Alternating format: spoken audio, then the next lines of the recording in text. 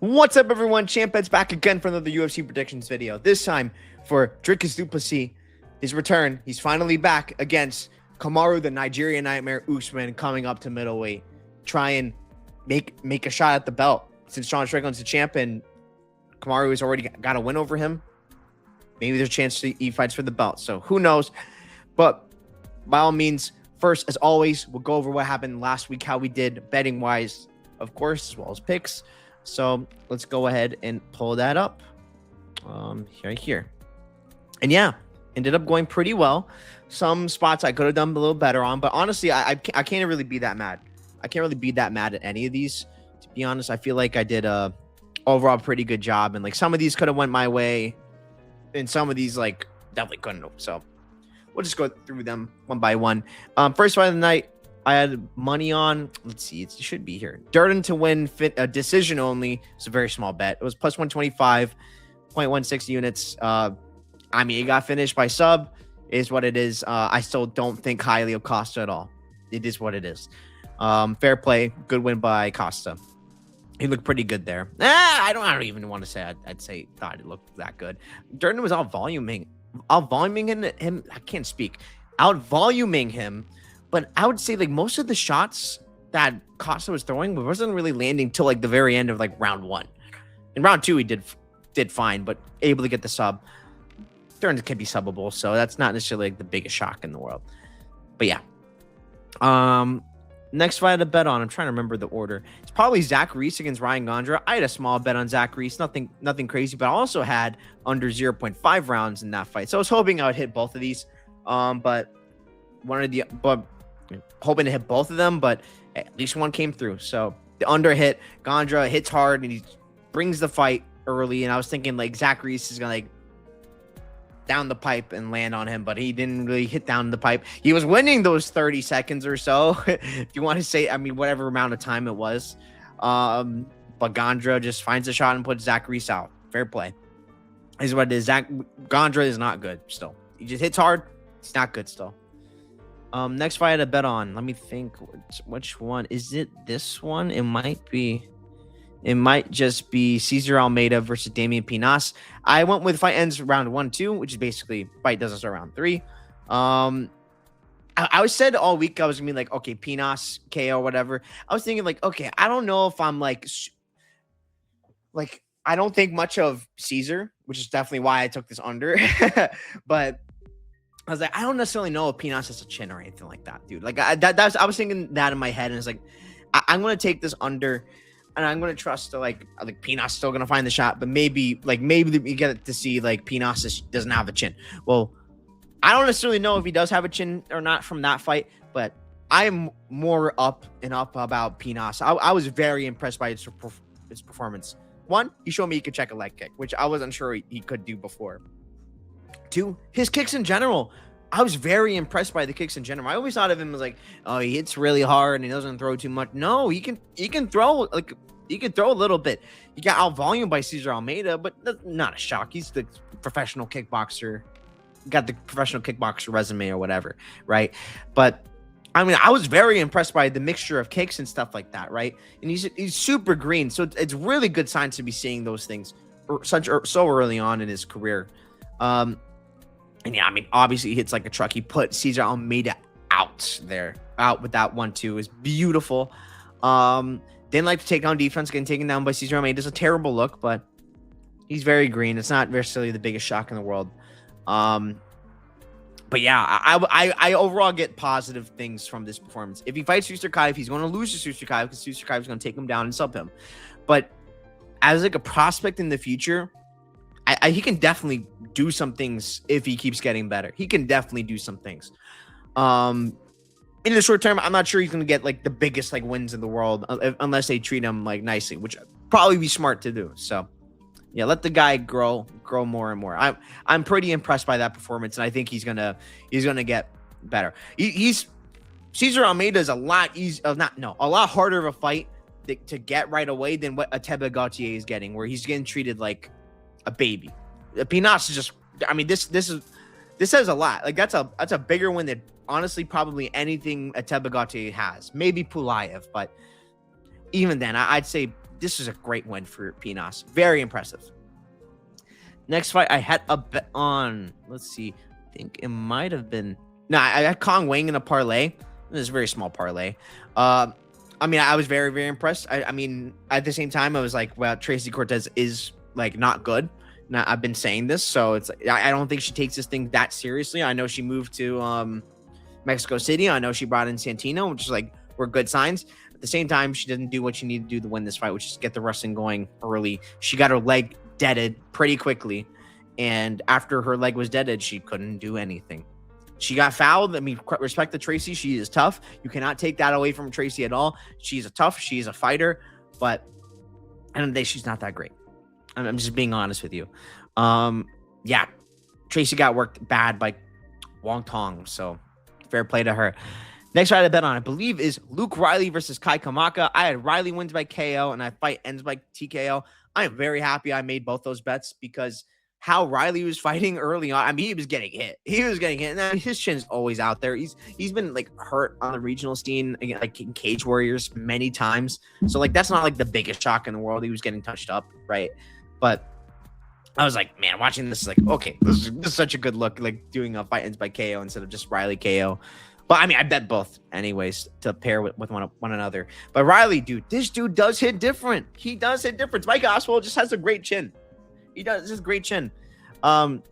He hit Kai Kamaka and down he went. Then he kept going, following up and stopped the fight. It was probably a good stoppage because if that continued, he would have been out.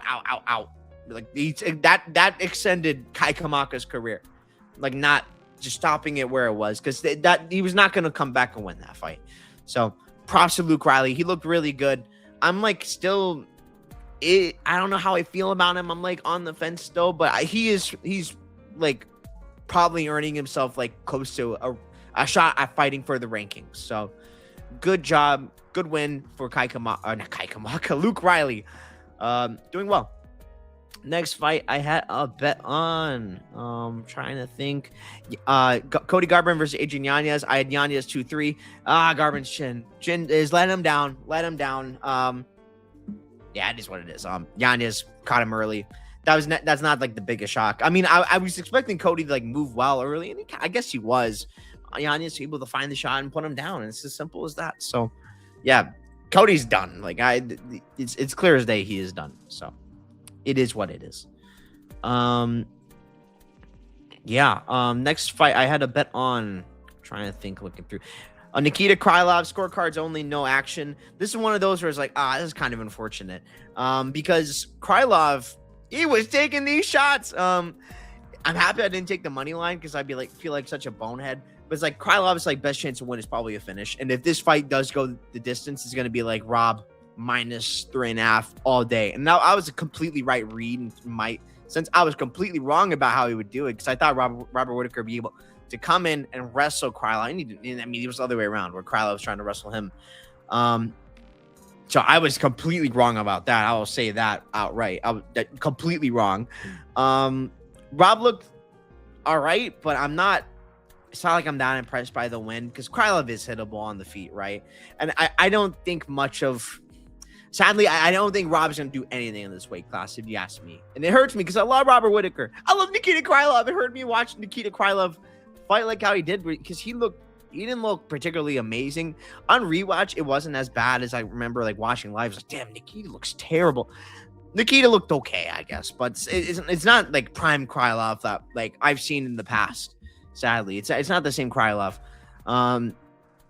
He quit right on the spot after getting his jaw broken. I mean, otherwise, I think he probably would have survived and I would have got my units back. So, hey, it is what it is. I'm not mad at the play by any means. I'd probably bet it again because he was taking the shots like okay enough to like stay in the fight. Not probably win the fight, but stay in the fight. So, they win some, lose some. Nah, it is what it is. The next fight I had a bet on is probably Brandon Royval decision only. Oh, why'd you have to sub him round 3? I live bet Royval, so it's like it's not the end of the world. I picked Royval to win this fight. Man, I wish I should put some money on the money line. It's okay. Yeah, I thought the narratives about his chin have been like getting like kind of out of control. It's still flyweight at the end of the day. I know Loner does hit different, I mean, he showed in this fight he does hit different, but Royval's just a freaking raw dog, bro. This is what this guy does. Pressure, pressure, pressure. Make your life hell, and we can freaking scramble all day. We can grapple all we want. Brandon Royval is going to be there for that. Love Brandon Royval so much. This is a good, very good bet because on the way to round 3, rounds 1 and 3 were clear Brandon Royval. Lohner obviously got round 2 because he knocked him down, but Royval knows what to do to keep himself alive, extend the fight. It was perfect. So amazing win by Brandon Royval. Love to see it, man. Love to see it. But yeah, Lohner's gas tank is absolutely like a worry. And it showed again in this fight like it did in the Charles Johnson fight. So hey, it's something got to work on. Next fight I had a bet on Mario Bautista finish only, as well as Mario Bautista money line. Money line came through, finish only. Oh, we were so close. We were so close. That was a close fight. I think Mario winning is fine. I was very worried about Corey 1-2 because Mario did get hurt at the beginning of round 1. I didn't know how much judges were going to consider the submission attempt at the end of round 1, where Corey's like didn't seem to get hurt. He's like limping and stuff like that. So, I mean, I don't know. I guess I mean it does attest to my judges have goldfish memory theory. So, I mean, they forgot about him getting hurt at the beginning of round 1. Still on the feet, I guess. Not like Mario's where he dropped Corey down bad. Almost finished him. Not able to finish it. Would have been an amazing night if he could have got the finish. But I'm not going to complain. I'll take my void. I'll take my void. It's okay. And Mario just winning in general. This dude is so good. He is so goddamn good. He beats most of these dudes in this division. Most of the dudes in this division. I don't think he beats Petr Yan. I think in a 5-rounder against Umar, it's interesting. It could go either way. But like those are the type of matchups. Like maybe like those would be the tough ones. But Mario beats a lot of these. He beats Marab. He beats Marab. He's got insane cardio and pace and can absolutely compete with Marab and has insane takedown defense and scrambles himself. Mario Bautista's him, man. People gotta realize this dude's him. This dude's him. And Sandhagen's just not it. Especially not anymore. I've been saying he's kind of, I said in the last video, he's kind of due to get finished. It might be coming, man. It's probably coming. Getting hurt more often now than before. Yeah. Next fight, the bet on Benoit Saint Denis. Small bet on the money line. I didn't go too crazy with Benoit Saint Denis. I got convinced from other people, and I was like, in my video, it was right to be like, maybe I shouldn't do anything on it. Yeah, I shouldn't have done anything on it. I had a little money line bet. I had round 3 decision Benoit. I was thinking about the over, so I'm happy I didn't even bet that either. And in the parlay. And yeah, Benoit Saint Denis jumps into a choke and gets choked out. It's as simple as that. I mean, Paddy Pimblett's amazing at jiu-jitsu. I thought that Benoit Saint Denis in that situation would be able to fight out of it and stuff like that. But I mean, Paddy is really that legit in terms of his submission game. His submission game is disgusting, man. So I mean, fair play to freaking Paddy Pimblett to be able to get that sub, and he puts himself right back into those conversations of maybe getting a title shot, maybe #1 contender type fight. Good one by Paddy Pimblett. Great job. And the biggest bet of the night, Max Holloway over Conor McGregor. I had the money line as well as the -9.5 spread. That was easy. Yeah, I mean, I've been saying like Conor is not the same guy he was. I mean, his body definitely isn't. I mean, if you can't take anything away from the fight, you can definitely say his body isn't, because his body can't. It's just getting injured now. It sucks to see. I hate to see it, but yeah, it is what it is. I wish I put even more in Max, but it's okay. It's okay. Yeah, Max got it done and made it look pretty easy. So no shame in that. Good stuff from Max Holloway for coming through.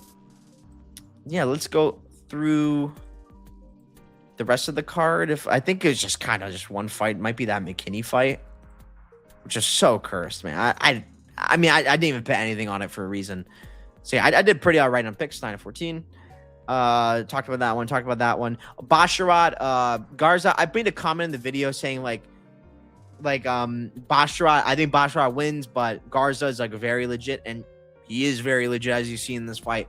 Arguably could have won. If you ask me. So yeah, I was right about passing on that one in general. Talk Talk about this one. Talk about this one. Talk about this one. Talk about this one. Gable Stevenson, Elijah Ellison. I'm not sure if I talked about this in the video or not. I believe I did, where I was like under 7.5 strikes for Ellison and then over 0.5 takedowns for Stevenson. I cannot believe either of those didn't hit. But hey, it is what it is. I mean, Ellison is just not good, but he was doing all right against Stevenson, to be honest.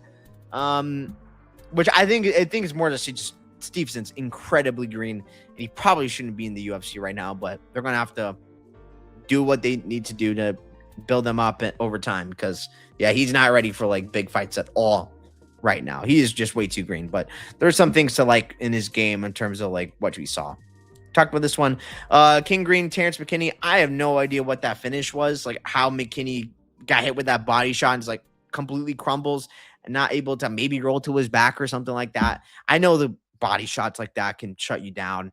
But I mean, there's no fight, literally no fight in him to try and survive this a little bit and stop punches. I hate to see it, man. And yeah, that's it. Those are my picks. Now let's get into Du Plessis versus Usman. I'm very, very excited for this card. And I will say there's not necessarily like the most betting spots I like on this card. I'll tell you what, there are definitely spots I really like on this card. Damian Anderson versus Ezra Elliott. I'll be honest, I didn't know who this Anderson guy was off the top of my head, just from like looking at this, but I do know who Ezra Elliott is. I'm going with Ezra Elliott. I'm going to go by decision. I'm going to tell you what, the over is a good look, in my opinion. I think over is a good look for both these guys because I think both these guys have legit grappling. From what I've seen from Damian Anderson, he was training with I forgot what their name is, like 5th Team or whatever. Like he's one of those jiu-jitsu guys, like with was it like Nicky Rod or like I know he's trained with like Tackett. I think he's trained with Cody Seal, Marab, those people at Syndicate. And he does have some nice hands, I will say that. Little fast and stuff like that, but a little too like jiu-jitsu heavy in terms of like I think that could be a problem potentially in like some fights against like a really legit wrestler, which is Ezra Elliott. This dude is legit. I can say that. He gets all of his fights are finishing in round 1.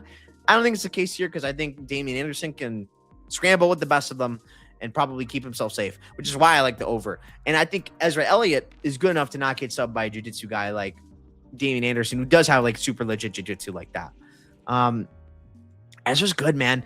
I really like the wrestling he displays. And the reason why I'm going with him to win, I think he's going to get the top time. And because he's going to get the top time, I don't think much of what Damian Anderson is going to do on the ground is going to make much of a difference. But it could be dicey otherwise, like picking a winner-wise.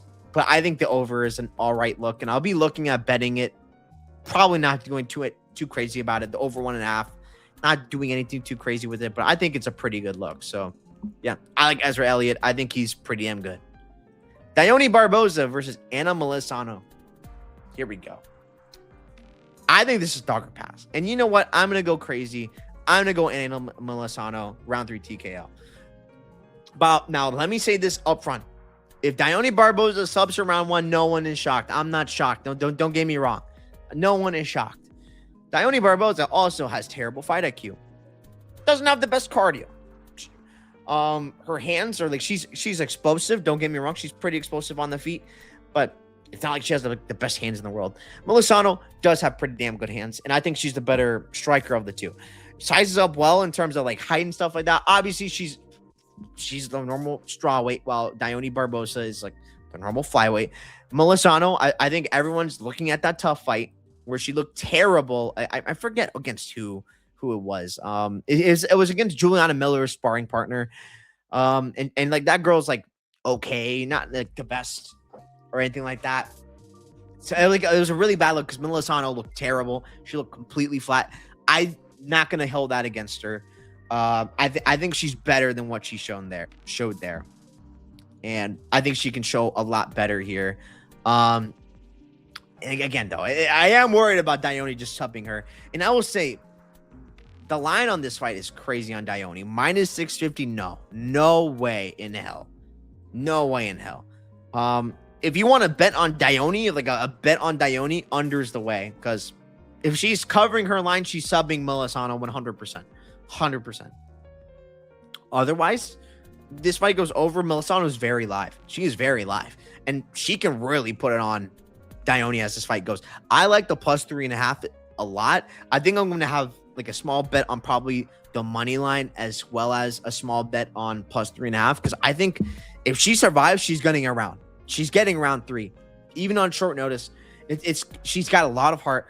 She got pretty damn good, like boxing on the feet and stuff like that. I'm assuming it might even be a better live bet, though. I will say it might be a better live bet to be on Melisano, because I'm assuming Dione's probably going to get a takedown early, and it's going to be dicey early for Melisano. But as the fight goes on, if she's still there, like the Ernesta Kara skate to fight, Melisano is going to try and make her pay. So I like the plus 3.5 as a look. Maybe even the over, but I honestly, again, the under could be from both girls. It could be from both girls. Maybe fight doesn't go out of curiosity. If that's like that much of a different number, minus 200. Ill. I don't like that too much. But that can be from both girls. So yeah, I think Melisano is very live to win this fight. I'm gonna pick her for fun's sakes. Obviously, if Dione subs quickly, no one is shocked, or grapples, no one is shocked. But I mean, she spent a bunch of time in tough, like training, like nonstop, focusing on her career. So there's that. As a potential like upside, training with good girls like Gigi Canuto, and I'm trying to remember the names of the girls. Stellar, who's a judo girl like Dione Barboza, and maybe she can get something from that. I don't know. Yeah, I'm gonna take the dog shot on Melisano. I think she's live to get this done, and I definitely think the plus 3.5 is going to hit. If this goes 15 minutes, that actually gets me curious.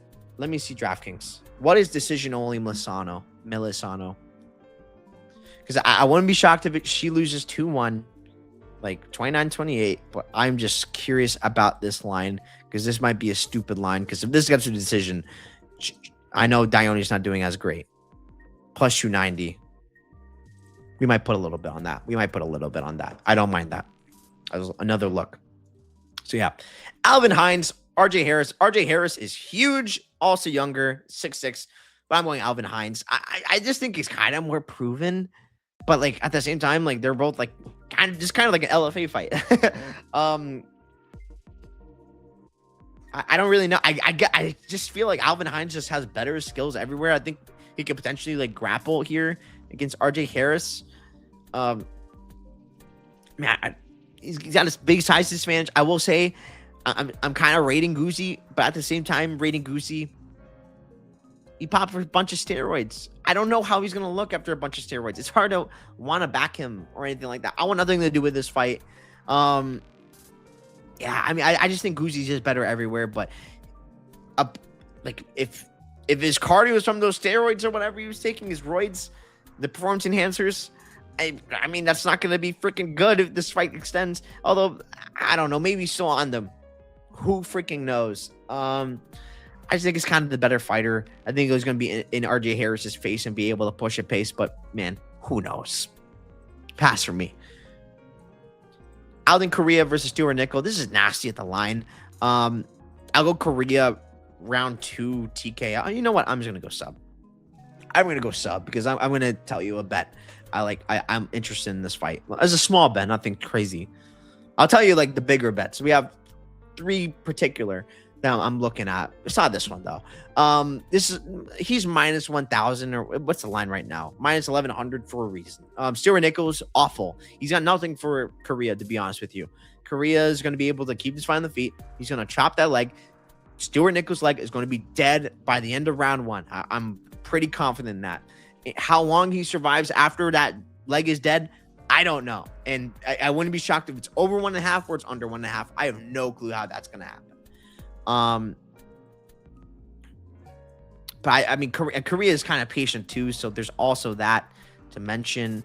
Stuart Nichols' back is against the wall. That is worth mentioning. To be fair, is there odds on this? No, there's not. Bet Online probably has something. Stuart Nichols going to try to grapple. If he gets the grappling going, I mean, who freaking knows? At that point, I just do not expect it at all. But if it does, I don't know. But in terms of like the bet I do like in the fight ends by sub. Because in my eyes, Stuart Nickel winning this fight is more often than not likely a meme sub of some kind, because his whole game is grappling for the most part. On the feet, he's not that great. When I round off Alessandro Costa, believe it or not, probably shouldn't have won that round, but you know what I mean. Where is it? Where is Stuart Nickel? Here we go. What this fight ends by sub? Because I remember I looked at it the other day. Plus 190 is not too bad. And that's not too bad from Korea sub either. That's not too different from Korea sub. And Nickel by sub is like plus 1,400, points 1,200. Yeah. I don't mind that. The reason why I like fight ends by sub is because Nickel, his only chance to win in this fight is by trying to grapple. And I think in those sequences, him trying to grapple, Korea's going to be able to lock something in, get like a sub of some kind, and get him out of there. So that's why I like the sub, because I think it can go from both guys. Like maybe Nickel shows an all-time great performance back against the wall. Holy smokes. No one saw this coming in subs Korea. Don't expect that. I expect them more to be Korea beating that leg up of Nickel and finding a sub of his own. So yeah, I think Nickel's a little bit of a quitter too. So he's tough, but I think if someone gives that choke, finds that choke on him, it's going to be night-night. So yep, I like Korea to win this fight. Felipe Franco versus Levi Rodriguez Jr. I'm going Levi Rodriguez Jr. by KO round 1, but I'm going to give you a bet that's different than what I just picked to happen in the fight. This is what I think happens in the fight. I'll tell you what, Felipe Franco decision only. Now we're talking. And this is like kind of a nasty line, even like minus 160. But I think it's a good look because, look, I mean, obviously, one guy is Freddie Vidal's son, which is Felipe Franco, and one guy is Freddie Vidal's father, which is Levi Rodriguez Jr. But the thing is, stops my fights. Levi Rodriguez Jr. in that Vidal fight was getting pushed up pretty easily. I'm not gonna lie, he's getting pushed up pretty easily against that fence. Felipe Franco could probably do that, and he can potentially get a grappling game plan going on Levi Rodriguez Jr. and extend the fight and play it towards his favor. So I think that's very live. And this fight extends. Like Levi Rodriguez Jr. is not used to fighting fights that go long. He just popped for roids too. Who the hell knows what he's gonna look like after popping for roids? I think if this fight extends, Felipe Franco's extremely live to win this fight by decision, because I don't trust Levi Rodriguez Jr.'s cardio at all.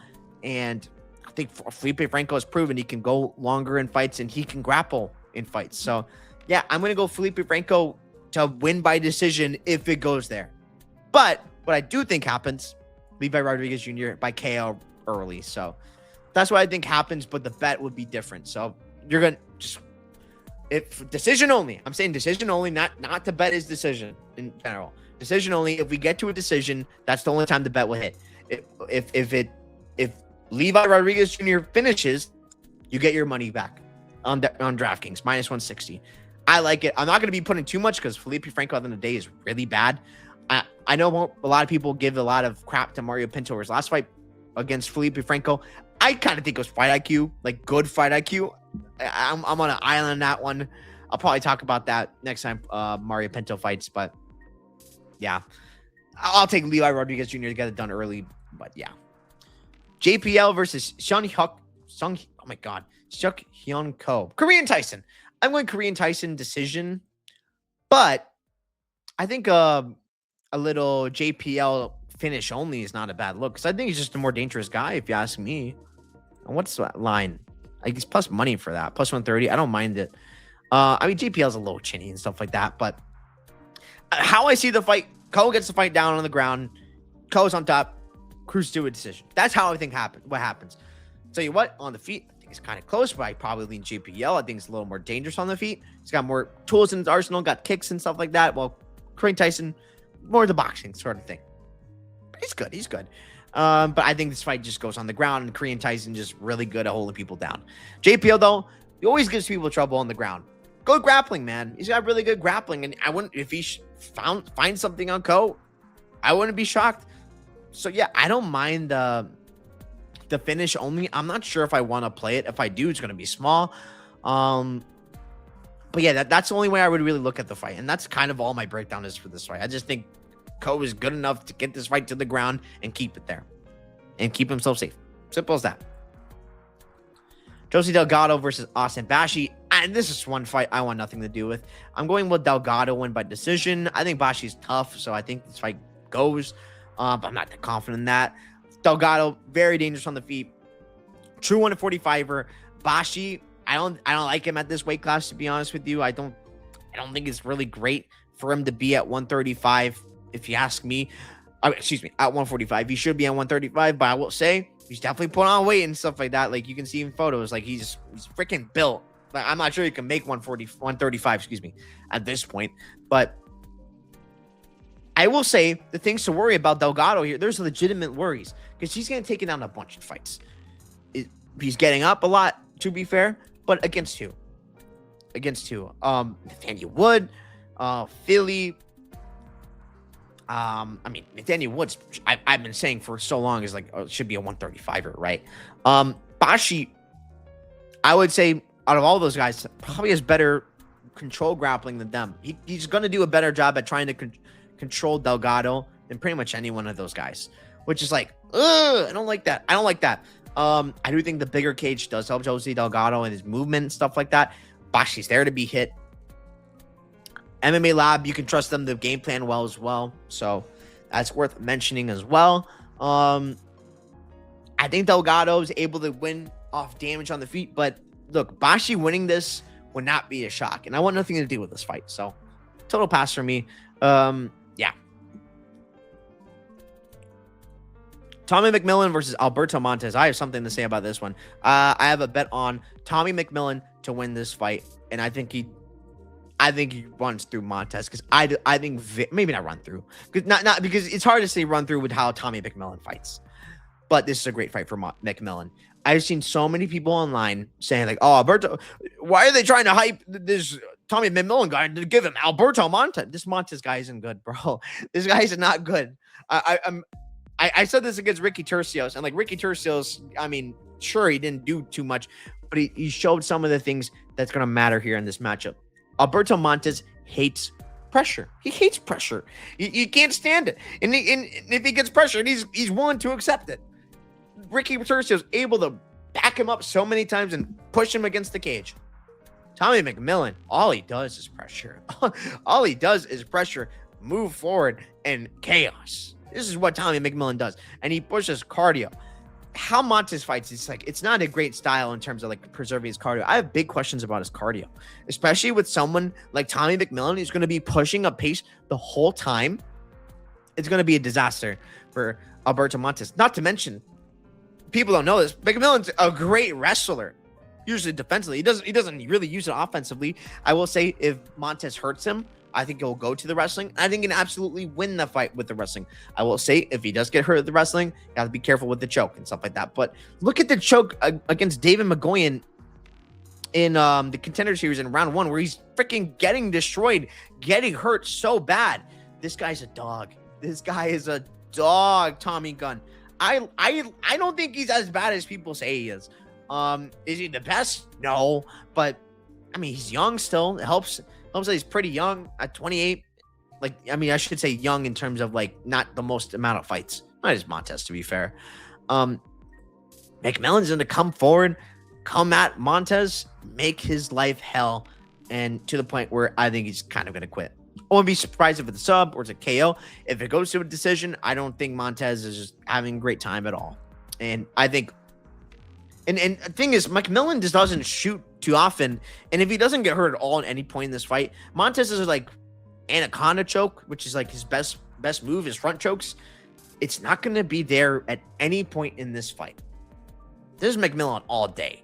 I love Tommy McMillan in this spot. I think he's a great look. Even at the number it is right now, I think he's pretty good to trust in this spot. So yeah, give me Tommy McMillan to get the job done. And training we could do to the Red Hawk Academy. Another fight I have a pretty big bet on. Fatima Klein, Tabitha Ricci. You already know if you know me. Fatima Klein all day. I'm going to go decision. I played money line, and let me tell you why. This girl, Ricci, I don't know what she has something with the judges. The judges love her for some reason. I don't know why. She's not great at all. She's not really that good, in my opinion.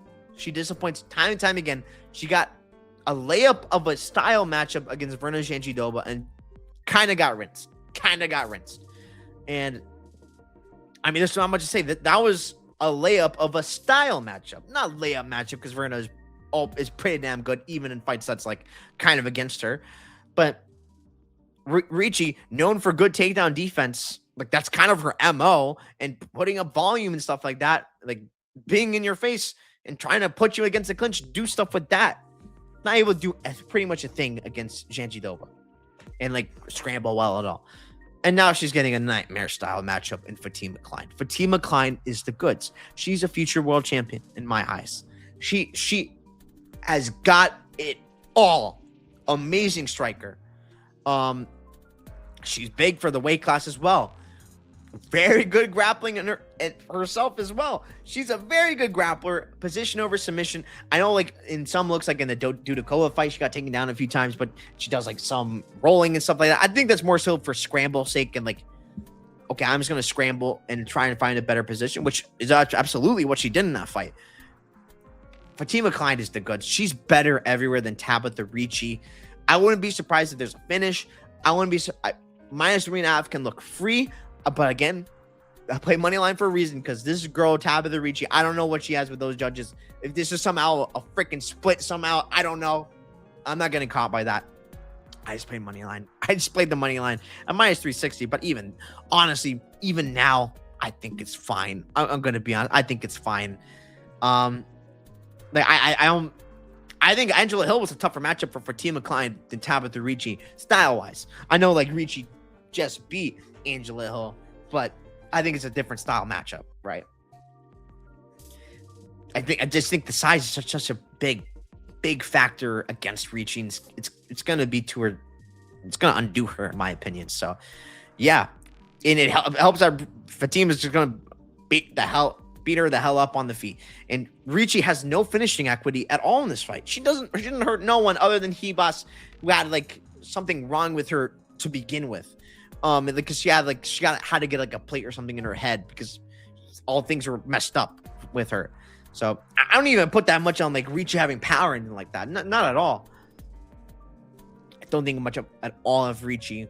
I think Fatima Klein is the girl the UFC wants to win and do special things in this sport. She is the goods. Fatima Klein. She's the one. I love her in this spot. Chase Hooper versus Mitch Ramirez. I will say I wanted to get to a Chase Hooper bet. I don't think I can.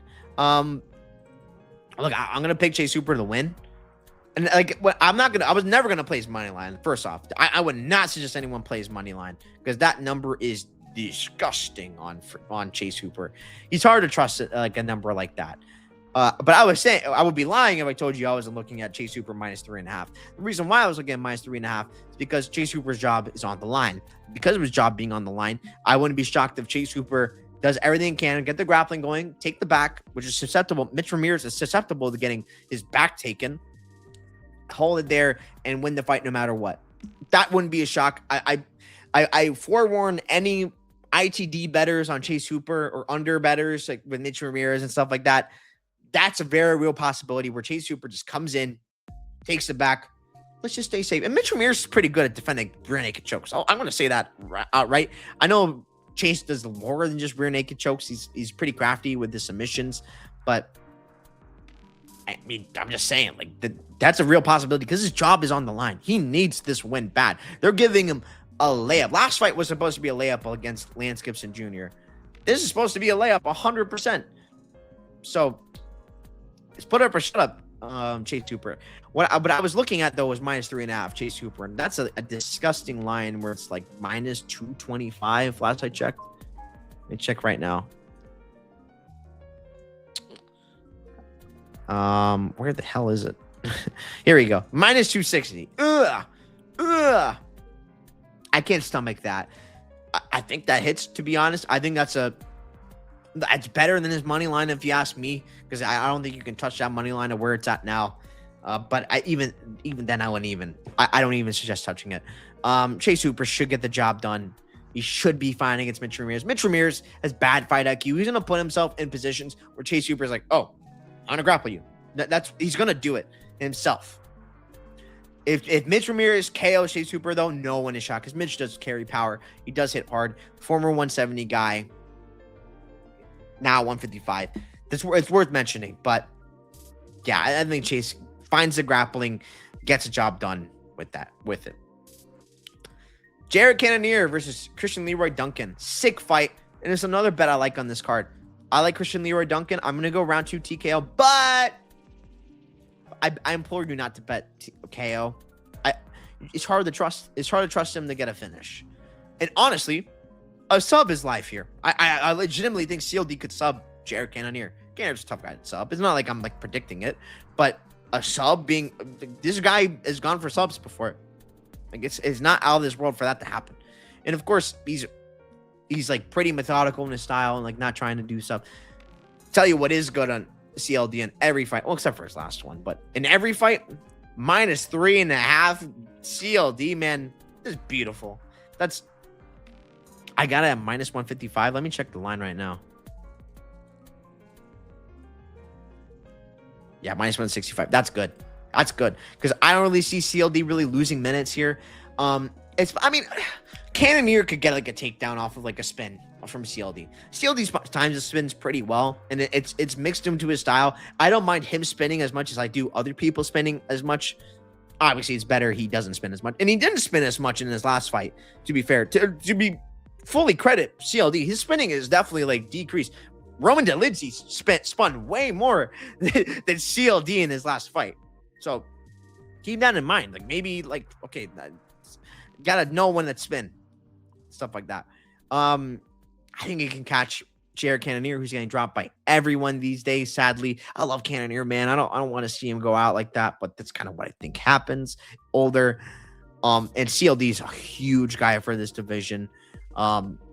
Range advantage, amazing range management. I think it's all CLD's favor.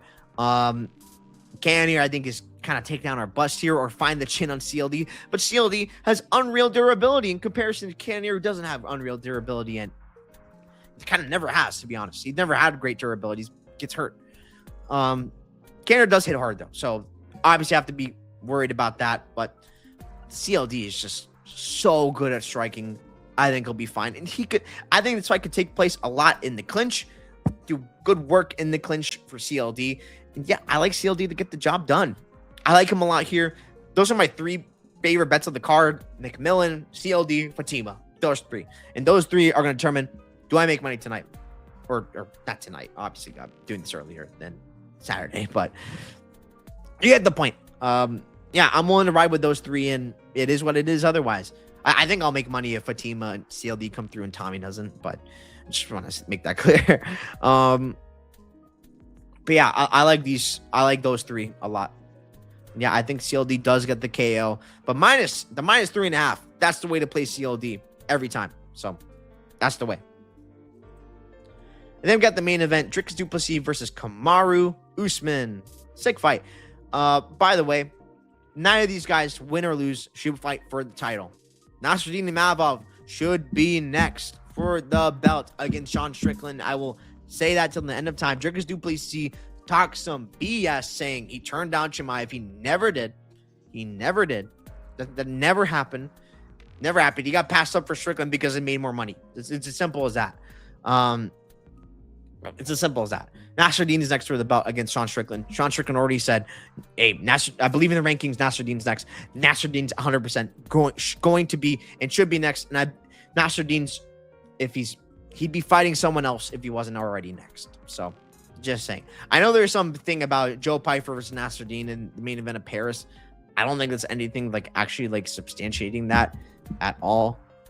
That would be such BS. He would destroy Pyfer, by the way, but that would be like incredibly BS if that was like even in true. But yeah, it's Nasruddin Imavov. He's the man.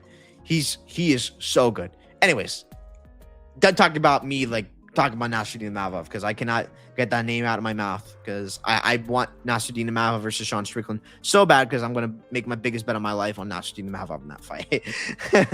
Dricus Du Plessis, Kamaru Usman, I'm going Du Plessis by a later round TKO. I wouldn't be surprised if it goes to decision, but I like Du Plessis here. I think it's a different fight than the Hamza one. I know a lot of people are like, "Oh, Hamza took him down, and Dricus Du Plessis couldn't get up." And not even just Hamza fight. Oh, Derek Brunson took him down. Why can't Kamaru Usman do that? Kamaru Usman, he's like Kamaru Usman fought Hamza, and he's not bigger. Like, he's bigger than Dricus Du Plessis, etc., etc. I don't think any of that matters. I think Dricus Du Plessis is the naturally bigger guy. I think that does matter. He's used to fighting the bigger dudes more often than not. I think it's hard. I think he does hit hard. I think he's going to make Kamaru's life hell. I think he's going to, as Dricus Du Plessis always does, he's going to make himself tired, and he's going to make you tired at the same time. And he's way better at fighting tired than you are. That's what Dricus Du Plessis does. And I think that's what's going to happen here.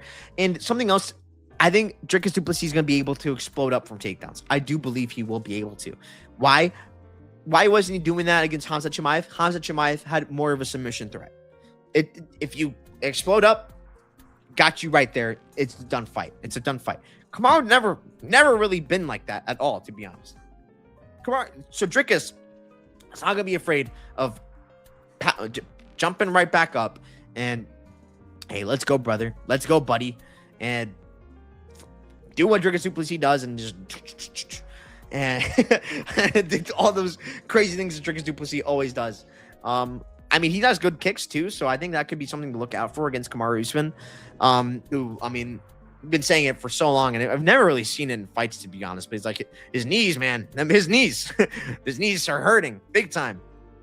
They're gonna give out 1 point. I don't know. I would be shocked if this does go the distance. I actually am curious. It shouldn't be that different of a line. Like KO decision, Du Plessis. KO decision, I meant minus 215. Yeah, that's a terrible line. Forget about that. I don't like the line though. I wish. I feel like you can get a way better live line on Dricus Du Plessis than you would otherwise, because I feel like Kamaru is going to be able to get a takedown, and once he gets a takedown, get on that. Get on that, because it's probably going to. Yeah, because I think it could absolutely go downhill pretty quickly from there, but. Yeah, I think a live line of Dricus is a good look. I don't know if I want to trust him to get a KO. I kind of don't, to be honest. I think Du Plessis wins this fight. Yeah, I think he kind of outlasts Kamaru, and Kamaru kind of crumbles as the fight goes on. So those are my thoughts on that fight. Now, yeah, we can talk about every other fight. Talk about more 6 strikes and more takedowns for each fight. Anderson versus Ezra. Ezra more takedowns. I feel pretty good about that, because I mean, I just trust him more as a top position grappler. And I think Anderson might be just willing to be on the bottom, and more so like even trying to sweep from bottom. Like that's why he's kind of okay with being on bottom. And more 6 strikes. I guess I'll go Anderson, but I mean that one's kind of dicey if you ask me. I don't know, but more takedowns. I like Ezra there. Barboza, Melisano. Barboza more takedowns, definitely. I mean, Melisano's not going for no takedowns on no one. Then more 6 strikes could be interesting if you think it ends pretty quickly. Probably Barboza. Barboza's she's pretty quick and explosive, I will say. But I mean, this fight does extend. Melisano 6 strikes. That's a good look. That could absolutely be interesting, and I imagine that's going to be plus money. And if it is, I don't mind that at all. It's a look. Hines Harris. More takedowns. Hines, I guess. More 6 strikes. Hines, because I trust his cardio a little more, but I don't know. More 6 strikes. Korea. He's going to be the one landing more. Even though, like, I will say he's kind of low volume though, so maybe pause a little bit, but he should be fine defensively to the point where the 6 strikes should be in his favor. More takedowns, probably Stuart Nickel, because Stuart Nickel's only chance of winning this fight is getting takedowns, and I don't think Korea's going to be going for takedowns. He knows I'm going to beat this dude on the feet, and if he jumps in on me, I'm going to try and sub him. So, yeah. Rodriguez Jr. Franco, it all depends on how this fight goes. More takedowns though, Franco all day, because Levi is not going for no takedowns. I'd be shocked if he does. I guess I go more 6 strikes Levi if it ends early, but if it doesn't, I don't know. I like decision only. I'll tell you what. Ko, JPL, Ko more takedowns. I like that as a look. More 6 strikes is interesting. I can see that kind of go either way, but I'll lean JPL on that one. But not crazy. I'm not crazy about that one, you know. Delgado Bashi. Interesting because Bashi, more takedowns Bashi. I know that for sure because I mean Delgado's not going for takedowns on Bashi. But more 6 strikes is interesting because Delgado is pretty high volume. At the same time, how Bashi fights, he can throw some punches that will add up 6 strike wise. I guess I'll lean Delgado. I'm picking him, but again, I'm not confident in that. Bashi more takedowns, so that's probably fine. McMillan, Montez. McMillan more 6 strikes because he's going to be coming at it. Montez is not necessarily like a big 6 strike guy anyway. He's not a big volume guy like McMillan is, who's going to be coming in, throwing. And then more takedowns. I mean, I don't think McMillan's getting, I don't think Montez is getting a takedown in this fight at all. So I'm gonna go McMillan. Like if he gets hurt, I think he go for a takedown. Maybe Montez tries and like pulls guard for a choke or whatever, and McMillan's on top of you. Get that?